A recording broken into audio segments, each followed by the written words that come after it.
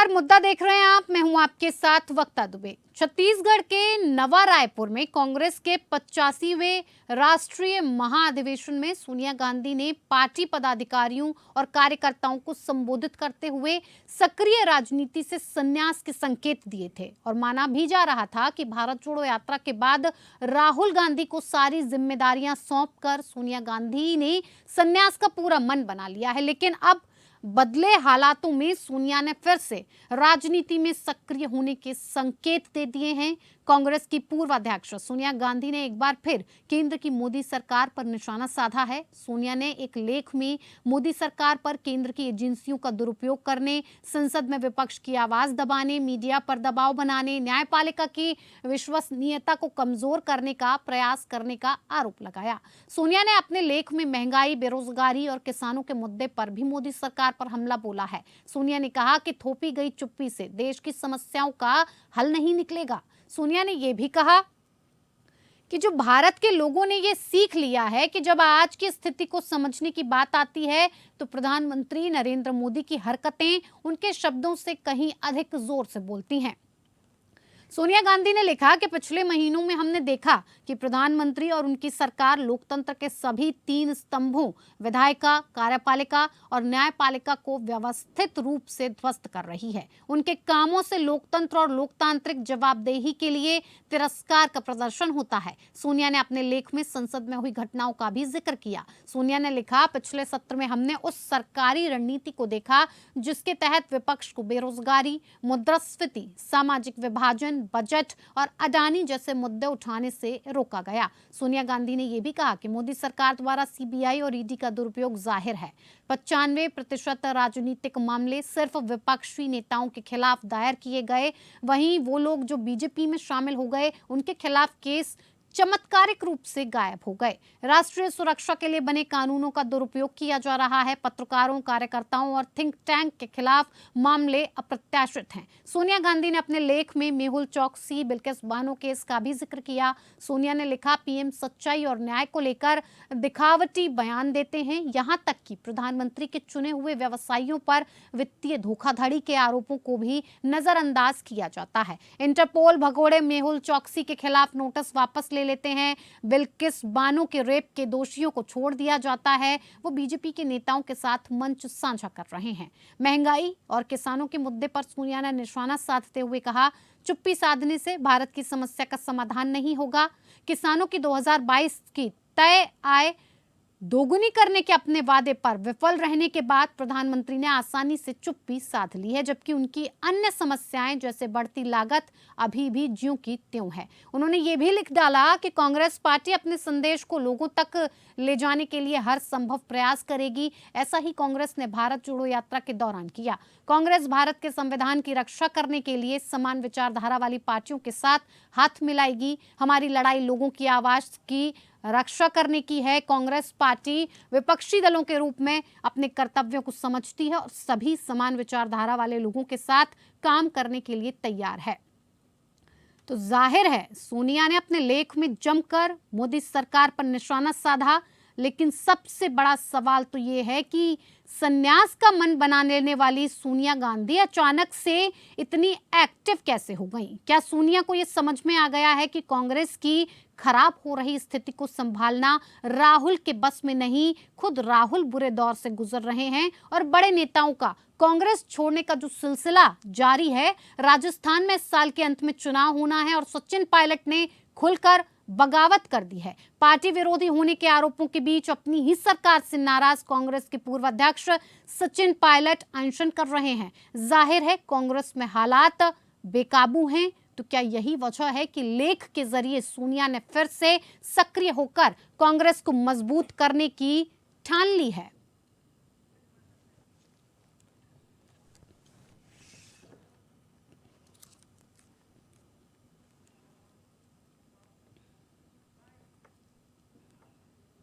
इसी पर बातचीत के लिए हमारे साथ 3 खास मेहमान जुड़ चुके हैं, जिनसे मैं आपका परिचय करवा देती हूं। राजेश सिंह, नेता बीजेपी, हमारे साथ जुड़े हुए हैं। सर, बहुत स्वागत है आपका। मनोज पंडित नेता बीजेपी हमारे साथ जुड़ चुके हैं। सर आपका बहुत बहुत स्वागत है। संदीप त्रिपाठी नेता कांग्रेस हमारे साथ जुड़े हुए हैं, आपका भी बहुत स्वागत है। राहुल तलान राजनीतिक विश्लेषक हमारे साथ जुड़े हुए हैं, सर आपका भी बहुत स्वागत है। शुरुआत संदीप जी आपसे, क्योंकि जिस हिसाब से सोनिया गांधी ने बात कही थी कि वो अब संन्यास लेने वाली हैं, अचानक से संन्यास की बात करने के बाद राजनीति में एक्टिव हो गई और प्रधानमंत्री मोदी के साथ साथ जो इतना बड़ा लेख उन्होंने लिखा, कमियां जिस हिसाब से गिनवाई, ये किस ओर इशारा करती है? सबसे पहले आपसे यही समझना चाहेंगे। ये समझ लेना चाहिए कि कभी सोनिया जी ने ना कोई ऐसा ऐसी बात कही थी कि हम जो है संन्यास लेंगे, और इसके लिए मुझे जहाँ तक पता है 2-3 चैनलों ने इस बात के लिए माफी भी मांगी थी, जिस तरीके से उन्होंने खबर चलाई थी। उसके बाद जयराम रमेश जी ने ट्वीट किया और उसके बाद उनको उसके लिए माफी भी मांगनी पड़ी। कई चैनलों की बात नाम नहीं लूंगा, आपकी भी जानकारी में होगा। तो ये कहना कि वो ऐसा मन बना चुकी थी, देखिए हम किसी चीज को कैसे लेते हैं या उसका मायने क्या निकालते हैं, हमारे विचार हो सकते हैं। नहीं सर, बात होती है उसके कई भारत जोड़ो यात्रा के दौरान भी एक बात सोनिया गांधी जी की तरफ से कही गई थी कि मेरी सुखद पारी का अंत, तो इसका क्या मतलब निकाला जाएगा, इसे क्या समझा जाएगा? सुखद पारी का अंत वो राष्ट्रीय अध्यक्ष थी, उसके बाद कार्यकारी अध्यक्ष बनी, उसके बाद अध्यक्ष का हमारे यहाँ चुनाव हो रहा था, जान रहे थे कि दूसरा कोई अध्यक्ष बनेगा, तो वो इस परिपेक्ष में कह रही थी कि अब जो भी जिम्मेदारी लेगा आज।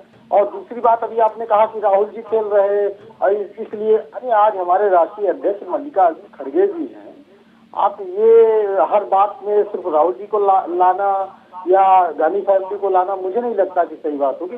देखिए हमारे राहुल जी नेता है, शीर्ष नेता है, इसमें कोई दो राय नहीं। हम कांग्रेस एक खराब दौर से गुजर रही है, इसमें भी कोई दो राय नहीं, लेकिन हम उसको देश की परिस्थितियों को अच्छा करने के लिए, देश की जनता की आवाज उठाने के लिए हम जिस तरीके से संघर्ष कर रहे हो, जैसे ही जनता की आवाज उठेगी, जनता की बात आएगी, जनता का भला होगा, कांग्रेस का भला अपने आप हो जाएगा। एक बात आप समझो, उसके लिए सारे नेता प्रयासरत है। उसमें सोनिया जी भी है, राहुल जी भी है, हमारे खड़गे जी भी हैं, और हमारे शीर्ष नेतृत्व के बहुत सारे नेता है, जयराम रमेश जी है, पवन खेड़ा जी है, प्रियंका गांधी जी है, बहुत सारे नेता है, और एक छोटा सा कार्यकर्ता से लेके एक व्यक्ति जो है, हम लोग इकट्ठे होकर आज सुन लीजिए आज हम देश की आवाज और देश के जो संवैधानिक ढांचा है उसको बचाने के लिए हम लड़ रहे हैं, और उसमें पूरी जनता का सहयोग भी मिल रहा है। इसी वजह से आज भाजपा बौखलाई हुई है। आज देखिए ईडी, सीबीआई, सदस्यता ले लेना, घर मकान छीन लेना, अरे भाई जो सवाल उठ रहे हैं उस पर आप जवाब नहीं दे रहे हो। ठीक है, जवाब ही ले लेते हैं। लोकतंत्र का गला घोट के तानाशाही लागू कर लेंगे, नहीं हो पाएगा। ठीक है, जवाब ले लेते हैं। मनोज जी, लगातार आरोप लगाए जा रहे हैं, अब तक ये बात सामने आ रही थी कि सोनिया गांधी संन्यास लेने वाली थी, लेकिन अचानक से जो कांग्रेस की बिगड़ते हालात हैं, बिगड़ती कांग्रेस की जो स्थिति, उसको काबू में करने के लिए वो सामने आई, लेकिन अब आरोप कुछ और ही निकल कर सामने आ रहे हैं। सीबीआई, ईडी के सामने आ रहे हैं मुद्दे निकल कर कि दुरुपयोग करते हैं आप, साथ ही साथ महंगाई, बेरोजगारी की बात सामने निकल कर आ रही है, काम नहीं करने देते हैं आप, लगातार ईडी और सीबीआई का दुरुपयोग करने में लगे हुए हैं, स्वतंत्रता से समझौता कर लेते हैं, किसी को बोलने की आजादी नहीं देते हैं, कई तरीके के आरोप। जवाब दे दीजिए संदीप जी को। नहीं, ये तो मेरे मित्र संदीप जी ने, ये तो बहुत अच्छी बात है कि उन्होंने ये बात स्वीकार की कि कांग्रेस बहुत बुरे हालात से गुजर रही है, वरना कोई इसी बात को मानने को तैयार नहीं है कि कांग्रेस बुरे हालात से गुजर रही है। ठीक है। आप ये देखिए कि ये हालात आए क्यों। जिस पार्टी ने 45 साल राज किया हिंदुस्तान गद्दी पर, आज वो इस कगार पे आके खड़ी हो गई कि वो बुरे दौर से गुजर रही है, तो कहीं ना कहीं कोई खामियां रही होंगी। अब उन खामियों में मनन करने की वजह, चिंतन करने की बजाय उंगली उठाने का काम कर रहे हैं कि ईडी और सीबीआई की बात करते हैं। मैं कहता हूं कि ईडी सीबीआई की आवश्यकता क्यों पड़ेगी, जब आपके नेताओं ने ईमानदारी से काम किया होता, देश की जनता की सेवा की होती, तो शायद ईडी सीबीआई की आवश्यकता ना पड़ती। आप क्योंकि सरकार है, और सरकार जब चलाती है तो वहां पर डिपार्टमेंट्स भी अपना काम करते हैं, और डिपार्टमेंट्स को काम से रोका नहीं जा सकता, क्योंकि अगर डिपार्टमेंट को आप काम से रोक देंगे तो कैसे चलेगा। तो ये तो जो बातें हैं वो बेमानी हैं, उनका कोई मतलब निकलता नहीं है। मेरे मित्र जो कह रहे हैं कि ईडी सीबीआई की बात कर रहे हैं, कि काम करेंगी। रही महंगा, आज सोनिया गांधी जी को रिटायरमेंट की उम्र में दोबारा क्यों कमान हाथ में लेनी पड़ी, उसका भी एक कारण है जी। उसका कारण ये है कि जो कांग्रेस की लीडरशिप है, हाँ। वो कैपेबल नहीं है कोई भी डिसीजन लेने में या कुछ भी करने में। आप ये देखिए 26 साल बाद रोज ये डिबेट्स में कहते कि ये एक प्राइवेट लिमिटेड कंपनी है, सिर्फ इसको गांधी परिवार चलाता है, और अगर प्राइवेट लिमिटेड कंपनी को अगर प्रॉपर तरीके से चलाना है तो चुनाव होना चाहिए। तो इन्होंने चुनाव कैसे कराया, इन्होंने सीधा राष्ट्रीय अध्यक्ष का चुनाव करा दिया, ताकि प्रक्रिया ये होती है कि किसी भी पार्टी या संगठन में चुनाव कराने के लिए जो ब्लॉक अधिकारी होते हैं या ब्लॉक जो लेवल के नेता होते हैं, वहां से प्रक्रिया स्टार्ट होती है। ब्लॉक से लेके, जिले से लेके, राज्य से लेके, तब लास्ट में होता है राष्ट्रीय अध्यक्ष का चुनाव। इन्होंने कोई चुनाव नहीं कराया। भाजपा में चुनाव कब होता है? जेपी नड्डा किसके कृपा पात्र से बने हैं अध्यक्ष? ठीक है, आपको जबरदस्ती के ड्रामेबाजी कर रहे हो। ठीक है। इसे राजनीतिक तौर पर मनोज जी समझ लेते हैं राहुल तलान जी से। राहुल तलान जी, जिस हिसाब से लगातार कांग्रेस के जो हालात हैं, जो कांग्रेस का संगठन है, लीडरशिप की बात को लेकर लगातार बातचीत होती रहती है। अब अचानक से सोनिया गांधी जी भी सामने आई हैं और जिस हिसाब से उन्होंने मोदी सरकार पर हमला बोला है, उसको लेकर राजनीतिक तौर पर अगर देखा जाए, इसके मायने निकाले जाएं, तो आपको क्या लगता है ये किस ओर इशारा कर रहा है? देखिए, ऐसा नहीं है कि मोदी सरकार पे कांग्रेस ने पहली बार हमला बोला। मोदी सरकार और मोदी जी की क्रेडिबिलिटी को लेके लगातार हमले करती रही है कांग्रेस, और कांग्रेस उसके जैसे 2019 में जो इलेक्शन हुए थे लोकसभा, उससे पहले राफेल वाला मुद्दा उठाया गया था, चौकीदार चोर है, अब अडानी मित्र वाला मुद्दा उठाया गया है। तो सवाल ये है कि ये जनता से कितना कंसर्न कर रहे हैं ये। कांग्रेस का ऐसा नहीं है कि संगठन बहुत मजबूत है। ये देखिए, देखने वाली बात ये, कांग्रेस की कोई सबको ये सोचना चाहिए, लीडरशिप को ये सोचना चाहिए कि सोशल मीडिया से इतर आपको जमीन पे काम करने की जरूरत है। बीजेपी जब 2014 में इलेक्शन जीती थी, तब सोशल मीडिया को उन्होंने फायदा उठा के सोशल मीडिया पे लड़ाई लड़ी, लेकिन उसके साथ पैरेलली उन्होंने अपने संगठन को बहुत मजबूत किया इन 10 सालों में, 9 सालों में। लेकिन कांग्रेस का संगठन कहाँ है? कांग्रेस सोशल मीडिया पे ठीक है, बहुत अच्छे से लड़ाई लड़ रही है, अप्रिशिएट करने वाली चीज है कि भाई आप बहुत अच्छे से लड़ रहे हैं, लेकिन उसके अलावा संगठन कहाँ है? आपकी सिर्फ फुटबॉल है हर एक स्टेट में। छत्तीसगढ़ में टीएस सिंहदेव अलग राग गा रहे हैं, यहाँ राजस्थान में सचिन पायलट जी का अलग राग चल रहा है। तो वो जो सारी चीजें, लीडरशिप को बहुत मजबूत दिखने की जरूरत है, और इन सारी चीजों को दबाने की जरूरत है। देखिए, कुछ दिन में 3 स्टेट में, हिंदी भाषी स्टेटों में इलेक्शन होने वाले हैं, कर्नाटक में इलेक्शन होने जा रहे हैं। तो वहां जहां कांग्रेस बहुत अच्छी फाइट में, जैसे मध्य प्रदेश में बहुत अच्छी फाइट में, कर्नाटक में बहुत अच्छी फाइट में, तो ये जो सिर्फ फुटबॉल है वो इनको कहीं ना कहीं सत्ता से दूर कर देती है। तो ये जो सिर्फ फुटबॉल है उस पे इनको काम करने की जरूरत है, लीडरशिप को। ठीक है, आप मोदी जी पे टारगेट करते रहिए, बीजेपी पे टारगेट करते रहिए, बीजेपी की पॉलिसीज पे टारगेट करते रहिए, लेकिन सवाल ये है कि आपको अपने संगठन पे भी काम करने की जरूरत है, तभी आप विपक्ष बन पाएंगे। नहीं तो ऐसे शायद इसी पर काम करने के लिए सोनिया गांधी जी ने एक बार फिर से कांग्रेस की जो हालत है लिखा गया है उसकी कितनी कॉपीज देश में पढ़ी जाती है, ये भी सवाल है कि, और कितनी जनता के पास आप कैसे पहुंचेंगे? आप अपने संगठन के माध्यम से पहुंचेंगे, और संगठन बहुत मजबूत होना जरूरी है अगर जो बीजेपी से लड़ाई लड़नी है तो। संदीप जी, अभी राहुल जी ने भी कहा और मनोज जी ने भी यही बात बार बार दोहराई है कि जो संगठन है कांग्रेस का, उसे काफी मजबूत करने की जरूरत है। अंतरकलह की जो चीजें हम देख रहे हैं, 1 साल का वक्त बचा हुआ है लोकसभा चुनाव आने में, और अभी कुछ ही वक्त बाद विधानसभा चुनाव छत्तीसगढ़ और राजस्थान दोनों जगह होने वाले, और दोनों ही जगह हम लगातार देख रहे हैं कि किस हिसाब से अंतरकलह सामने आ रही है। सचिन पायलट के बगावती सुर खड़े हो चुके हैं, तो वहीं टीएस सिंहदेव के भी अब तेवर तल्ख और बदले हुए नजर आ रहे हैं। तो आपको नहीं लगता है कि यही एक कारण हो सकता है कि कांग्रेस की जो आला कमान है उनको खुद जमीन पर उतरना पड़ा है इन सारी चीजों को देखते हुए? देखिए, बात मैं कहूंगा कि लश्कर भी तुम्हारा है, लश्कर भी तुम्हारा है, सरदार भी तुम्हारा है। तुम झूठ को सच लिख दो, अखबार भी तुम्हारा है। देखिए, जिस तरीके से सरकार आज बात कर रही है, पूर्णतः सारी हर चीजों में मिथ्या के सिवा कुछ है नहीं। अगर आप वादों की बात कर लीजिए तो आज 100 स्मार्ट सिटी, 2 करोड़ रोजगार, बुलेट ट्रेन, जो है 2022 के पहले सबको आवास, 2022 के पहले किसानों की आय दुगुना करना, महंगाई खत्म करना, 100 दिन के अंदर काला धन लाना, आदर्श गांव, मतलब जितनी भी योजनाएं हैं, एक भी योजना ये बताने लायक नहीं है। यहाँ तक कि शौचालय की बात करते हैं, भाजपा के किसी भी, मैं प्रधानमंत्री से लेके छोटभैया नेता चंगू मंगू को भी इनवाइट करता हूँ कि भैया आइए, आप उस 12,000 वाले शौचालय में शौच क्रिया करके दिखा दीजिए, मैं मान लूंगा कि उस योजना का कोई मतलब। तो जो इन्होंने किया आज तक इनके पास बताने के लिए कुछ है ही नहीं है। यही बात सोनिया जी आज हाईलाइट कर रहे हो। छोटा सा कार्यकर्ता संदीप त्रिपाठी भी वही बात कर रहा है। इस बात को आप मान के चलिए कि जनता की आवाज है, कार्यकर्ता की आवाज है। जो बात मैं कह रहा हूँ आज मुझे खुशी है कि वो बात हमारी एक नेता सोनिया जी कह रही है। अब एक और बात मैं कह दूं, सच की उम्मीद, सच की उम्मीद।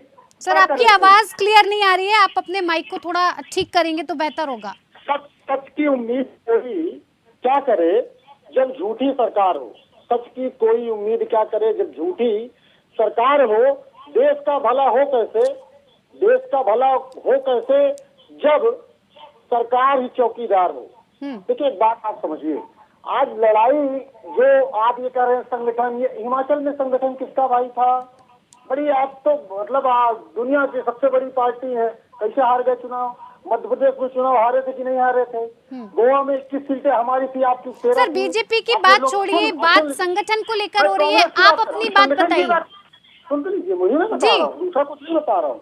मैं वही बता रहा हूँ कि आप ये कह रहे हैं कमजोर है, हम बता रहे हैं हम कैसे कमजोर है। ठीक है, हम अपनी कमजोरी मान रहे हैं। हाँ। कि हम कमजोर थे इसलिए राजस्थान जीता, मध्य प्रदेश जीता।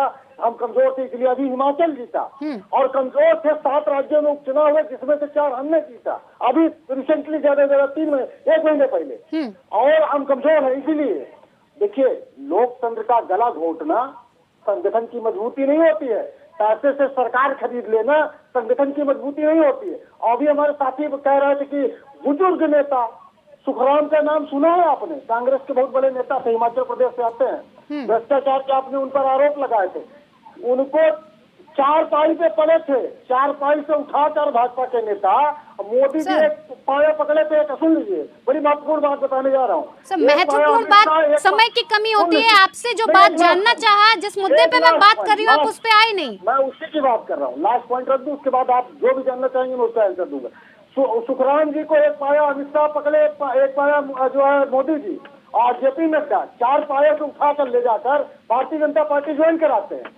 आप आ जाइए नारायण दत्त तिवारी, 96 साल की उम्र में उनको ज्वाइन कराया भाजपा। और आपके पास तो नेता ही नहीं है। राहुल तलान जी, भारतीय पार्टी है, आपको भाजपा से नेता, कांग्रेस से नेता चाहिए, आपको बसपा से चाहिए, सपा से चाहिए। आपके पास नेता कहाँ? बात करना नहीं चाह रहे हैं। विजय पाठक कहाँ से आए हुए हैं? गुजरात कहाँ से आए हुए हैं? जी संदीप जी ठीक है, मैंने आपको सुन लिया, और भी लोगों को मौका देना है मुझे। मध्य प्रदेश में तो यहाँ रिपीट हो सकती है, लेकिन जहाँ कहीं तीसरी पार्टी आ गई, जैसे गुजरात में संगठन नहीं था कांग्रेस के पास, आम आदमी पार्टी आई, क्या हाल कर हो गया कांग्रेस? 16 सीट पे सिमट गई। जब रिपीट हो रही, जैसे राजस्थान में इस बार बीजेपी आएगी, रिपीट हो सकती है। लगातार ऐसे ही जो हिमाचल की वो बात कर रहे हैं, हिमाचल में लगातार बदलते रहे हैं। बीजेपी ने एक गेम तोड़ दिया था और उत्तराखंड में तोड़ दिया था। देखिए जहाँ कांग्रेस और उसमें सीधी फाइट है, वहाँ आपके पास संगठन हो ना हो, अगर जो एंट्री सरकार के खिलाफ है तो दूसरी पार्टी की सरकार आई जाएगी। लेकिन गुजरात जैसे स्टेट में जहाँ नई नवेली आम आदमी पार्टी ने इनकी क्या हालत कर दी थी, इनके कितना डेंट दिया था, इनको ये समझने के लिए तैयार नहीं है। एक्चुअली में कांग्रेस के सारे लोगों के साथ दिक्कत ये है कि वो डेटा भी समझना नहीं चाहते। वो जो उन्होंने मान लिया है वो मान लिया है, जबकि डेटा कभी भी झूठ नहीं बोलता है। गुजरात का डेटा देखिए, एक नई पार्टी एंट्री हुई, कितना डेंट दिया। ठीक है, मनोज जी से जवाब ले लेते हैं। जी राहुल जी, मध्य प्रदेश में आप आ जाते हैं, ठीक है जी मनोज जी। मुझे तो लगता है मेरे मित्र का जो है बीपी बढ़ गया है, और ये कोई और बोलता है भाजपा वालों की बढ़ती है, कांग्रेस बहुत बोलते हैं। आप इत्मीनान से बात सुनिए तो सही। बीपी बढ़ाते हैं भाई। नहीं, बीपी बढ़ा खा रहे हैं, आपका बढ़ गया। आप ये देखिए कि इत्मीनान बढ़ से गई होगी, मुद्दे चेक कर लीजिए, बात कीजिए। मुझे बता दीजिए 96 साल के सुखराम याद है कि नहीं याद है? नहीं, नारायण दत्त तिवारी याद है? ब्रजेश पाठक कौन है, जितिन प्रसाद कौन है? जब आप मजबूत हैं, आपके कार्यकर्ता क्या दरी बिछाने के लिए है क्या? तो मनोज पंडित दरी बिछाएंगे, संदीप जी बात तो सुनिए, आप मौका तो दीजिए सबको अपनी बात रखने का। आप अकेले ही बोलते जाएंगे, जवाब नहीं लेंगे, उसका क्या मतलब बनता है? मनोज एक लास्ट पॉइंट, एक बात रख दूं, मनोज पंडित जी कभी अपने लिए कि हम राजनीति करते हैं, आप राजनीति कर रहे हैं। संदीप त्रिपाठी आज यहाँ पे हैं, कल को भाजपा में आ जाएंगे, उनको टिकट मिल जाएगा, वो सांसद बन जाएंगे, मंत्री बन जाएंगे। आपकी क्षमता क्या है? ठीक है, हमारे जिंदाबाद। ठीक है, अब जवाब ले लीजिए जी मनोज जी। भाजपा के पास नेता नहीं, हमारी क्षमता जनता जानती है। हमारी सांसद कांग्रेस के आधा मंत्रिमंडल। अरे संदीप जी जवाब तो देने दीजिए, आप सबको तो बोलने का मौका दीजिए। या एक तरफा ही चर्चा करेंगे? फिर चर्चा में बैठने का मतलब क्या है जब एक तरफा चर्चा ही करनी है? क्षमता मित्र जनता को देखनी चाहिए, जनता नेतृत्व किसको देना चाहती है वो देखनी चाहिए। आप मेरी क्षमता अपनी क्षमता बताने का फायदा नहीं है। आप ये देखिए उत्तर प्रदेश में 37 साल का इतिहास रिपीट हुआ ना है। गुजरात की हालत आप देख रहे हैं ना, देश की हालत आप देख रहे हैं। 9 साल तक सत्ता में थे, अटल बिहारी वाजपेयी चुनाव हार गए थे, बहुत बड़े नेता थे। ये चुनाव हारना कितना अलग का विषय है सर? देखिए कितना ये जनता के हाथ में है, पर जनता के हित के सामने जनता आपको मानेगी, ठीक है ना? आप क्यों नहीं मानते इस बात को? आप मान लीजिए कि अटल बिहारी वाजपेयी खराब देता है। देखिए आप समझिए कि आज कांग्रेस की हालत वेंटिलेटर पे है और आप अपनी हालत को सुधारिए तो आप कहीं फाइट में आएंगे। जब आप अपनी चिंता करिए, आप टिकट पाइए, चुनाव लड़िए, मेरे जैसा कांग्रेसी चला जाएगा, आप दरी बिछाएंगे। बस यही बात दिक्कत है, आप अपना नहीं सोच पा रहे हो, हमारी चिंता कर रहे हो। नहीं, हमें अपना चिंता मत करिए भाई, आप अपनी तो सर आप तो करिए अपनी चिंता, ठीक है। बीजेपी आपकी चिंता नहीं कर रही है, आप तो अपनी चिंता कीजिए। टीएस सिंह देव खुद ये इस बात को कह रहे हैं कि आला कमान जो वादे करते हैं वो पूरे नहीं करते हैं। आने वाले सारे चुनाव हम जीतने वाले। सर आप बात ही नहीं सुन रहे हैं, चुनाव तो जीत रहे हैं पर बात तो सुन लीजिए। टीएस सिंह देव लगातार इस बात को कह रहे हैं कि आला कमान जो वादा करती है पूरा नहीं करती है। वो खुद इसका भुगतान करके बैठे हुए हैं। 2.5 साल की बात हुई थी, क्या मौका दिया गया? सचिन पायलट गहलोत की भी इसको लेकर बातचीत चल रही थी। काफी फाइट के बाद पायलट जीत कर आए, मौका नहीं मिला। क्यों नहीं मिला? नहीं, ये चाहते नहीं है, ये इनके कांग्रेस में प्रॉब्लम का है। प्रॉब्लम यहाँ पर है पुराने मठाधीश मठ छोड़ने की जिम्मेदारी मिली है। अब आप देखिए मेहनत की, सब कुछ किया, लेके आए, आज उनको पावर सत्ता में बैठाना झारखंड चली जाती है, मध्य प्रदेश राजस्थान चली जाती है, तो फिर